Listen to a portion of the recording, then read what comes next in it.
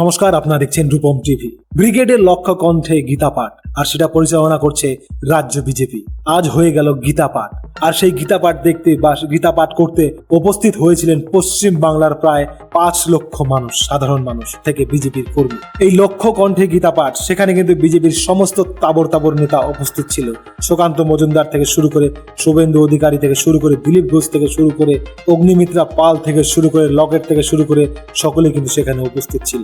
এবার এই লক্ষ্য কণ্ঠে গীতা পাঠ, এখানে যে এত মানুষ উপস্থিত হবেন সেটা কিন্তু ধারণা করতে পারেনি সিপিআইএম এবং তৃণমূল কংগ্রেস। স্বভাবত কারণেই লক্ষ্য কণ্ঠে গীতা পাঠ নিয়ে কটূক্তি করতে ছাড়ছে না বা হিংসা শুরু করে দিয়েছে তৃণমূল কংগ্রেস এবং সিপিআইএম। তৃণমূল কংগ্রেসের পক্ষ থেকে বলা হচ্ছে, এইভাবে গীতা পাঠ করলেই কি মূল্যবৃদ্ধি কমে যাবে, দেশে চাকরি আসবে, দেশ উন্নয়ন হবে, দেশের মানুষ কি খেতে পারবে?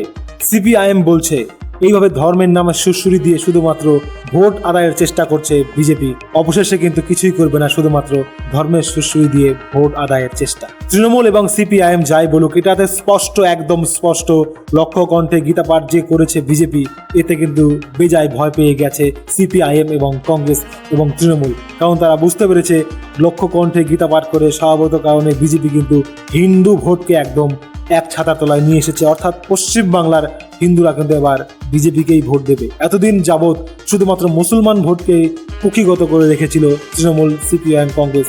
এবার কিন্তু বিজেপিও কম যায় না। বিজেপি এবার হিন্দু ভোটকে একত্রিত করার প্রচেষ্টায় রয়েছে এবং সফল হওয়ার সম্ভাবনা অনেকটাই বেশি।